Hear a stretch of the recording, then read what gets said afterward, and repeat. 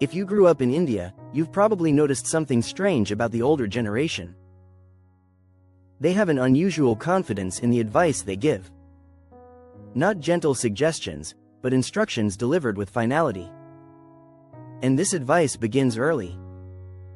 Not at 18 or 21, but almost from childhood. Before you know what career even means, you're already being told what your future should look like. And it continues your whole life. It tells you what subjects you should take, what you should study, what career paths are safe, what choices are dangerous, and what dreams are impractical. On the surface, this looks like normal parenting. But when you examine the content of that advice, you realize something important. Most of the advice Indian boomers gave their children was deeply, structurally wrong. Not because they were malicious, but because they were speaking from a world that no longer exists. To understand why this happened, we must place Indian boomers in a wider global context. Because the idea of boomers, the stereotype of older people who are out of touch with the modern world, did not originate in India at all. It comes from Europe and the United States of America. Those societies experienced something extraordinary after the Second World War, a period historians call the post-war economic boom.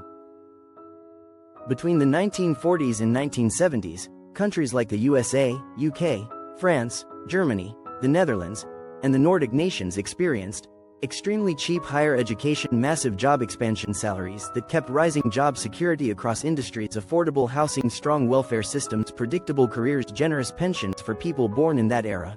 The baby boomers. Life unfolded in a straight line. Study, then job, then home, then retirement. This stability produced big, confident beliefs. Just work hard and you'll do well. Housing is always affordable if you save. Loyalty to companies is rewarded. Degrees guarantee good jobs. Today, younger Western generations mock these ideas because their world is nothing like the one their parents had. But here is where India's story becomes interesting. Indian boomers were born in a completely different material environment. They did not grow up in an economic boom. They grew up in a newly independent nation that was still struggling. Slow economic growth, few industries, rationing and shortages, limited higher education, restricted private sector, minimal global exposure. And yet, despite these differences, Indian boomers developed strikingly similar beliefs to European and American boomers. Not because they had the same prosperity, but because they experienced predictability, which is its own form of privilege. Their world was stable in a different way. Schools were affordable, degrees were valuable, competition was low, government jobs were expanding, pensions were guaranteed, salaries grew slowly but steadily, life costs were modest, career paths were linear, risk-taking was unnecessary. In other words, Western boomers were shaped by prosperity. Indian boomers were shaped by stability. But psychologically, the result was the same, a belief that the world rewards patience, loyalty, and steady effort, and that major life decisions should be made early and never questioned. And this is where the damage begins, because they passed this worldview to their children even though our world is nothing like theirs. Which brings us to the actual bad advice they gave, the advice millions of Indians grew up hearing, the advice that promised outcomes that were objectively false in modern India. Just get a degree and your life will be set. Don't take commerce. Serious students take science. Engineering is safest. Do it even if you don't like it. Arts has no future. Avoid humanities. Dancing, acting, and creative fields are hobbies, not careers. Don't talk to the opposite gender. It will distract you and ruin everything. Study hard till 12th. After that, life becomes easy. And it went on and on. A loop of certainty, repeated endlessly across families and decades, until it stopped being advice and quietly became destiny. Because when a generation hears these sentences from childhood to adulthood, something subtle but devastating happens. They stop being opinions and start becoming the rules of life. Rules that shape decisions, narrow choices, and close doors long before you realize what's happening. And the damage from this kind of advice wasn't small or personal.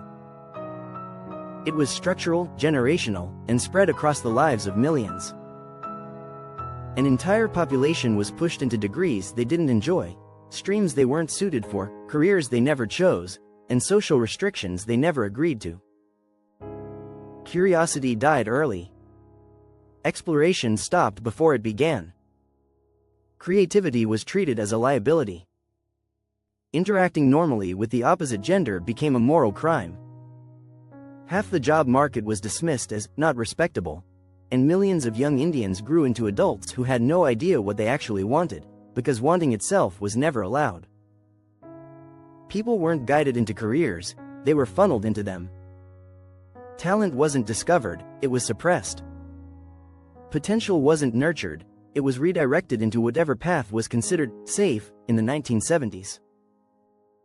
And when these predictable, safe roads collapsed under the weight of a changing world, when degrees lost value, when engineering flooded, when competition exploded, when careers became nonlinear, the people who gave this advice did not pause, did not reflect, did not reconsider. They simply blamed the children for not succeeding in a world that looked nothing like the one they grew up in.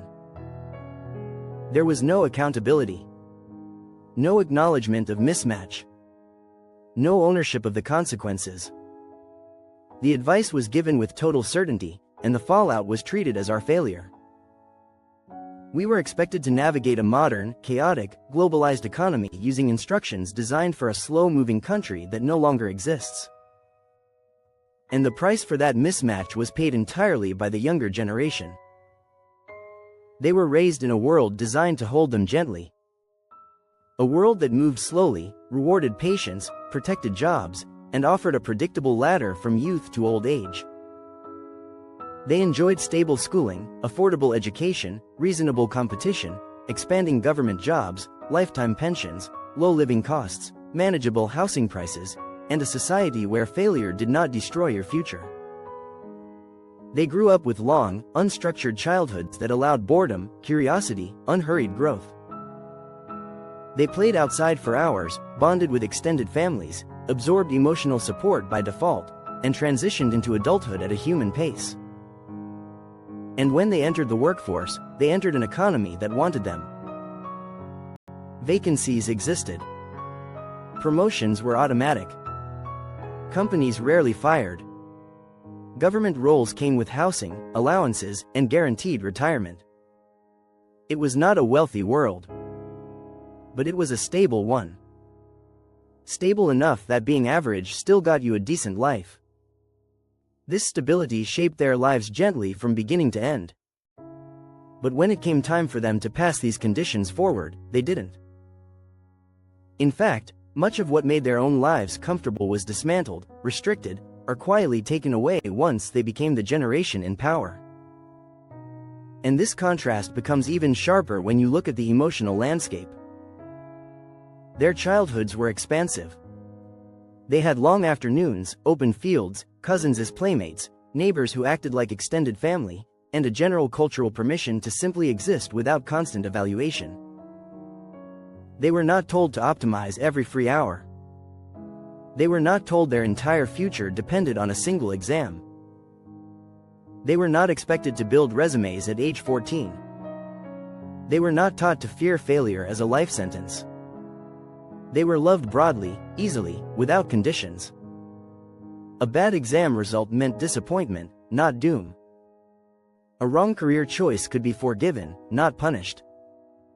A late start did not mean a ruined life. And an ordinary life was considered perfectly fine. But somewhere between their childhood and ours, they decided that softness was a liability. They turned affection into anxiety, support into supervision, protection into policing, and guidance into control. They received freedom and passed down fear. They grew up exploring the world slowly and raised children who were told exploration is a waste of time. They enjoyed unstructured play and imposed regimented schedules. They experienced human connection effortlessly and forbade their children from talking to the opposite gender as if normal interaction itself were a threat. They entered adulthood at 25 and expected their children to have life figured out by 17. They were allowed to make mistakes and demanded perfection from the next generation. They inherited a forgiving world and created an unforgiving one. And when confronted with this contrast, they rarely, if ever, admit that the terrain beneath our feet is nothing like the one they walked on. No recognition, No accountability. Only comparison. Why are you so stressed? Why don't you have clarity? Why can't you settle down? In our time, we didn't complain. But the truth is simple. They did not face the world they delivered to us. And they do not want to admit that they helped design its harshness. In the end, this isn't about blame. It's about honesty, something our society avoids whenever generations collide. We are not failing their expectations. Their expectations failed to adapt to the world they handed us. A world where stability isn't guaranteed. Where degrees don't guarantee jobs. Where careers are fluid. Where risk is necessary. Where creativity has value. Where networking matters. Where companies don't reward loyalty. Where entire industries rise and fall in 5 years. Where adulthood is more complex, not less. And the only way to survive, and to remain sane, is to stop living by rules written for a different century. Not out of disrespect, but out of realism. Not because their generation didn't work hard, but because their world didn't resemble ours. And the sooner we stop following outdated instructions and start building our own systems, our own skills, our own timelines, the more this generation will reclaim what was lost. Choice. Clarity. Direction. Identity. A life shaped by intention, not by inherited fear. Because in the end, what damaged us wasn't the lack of advice, it was the certainty behind the wrong advice. And the future will belong to those who finally let go of that certainty and choose the world they want to build instead of the one they were told to inherit. If this resonated with you, share it with someone who grew up hearing the same advice. And if you want more conversations like this, like the video, drop a comment, and subscribe.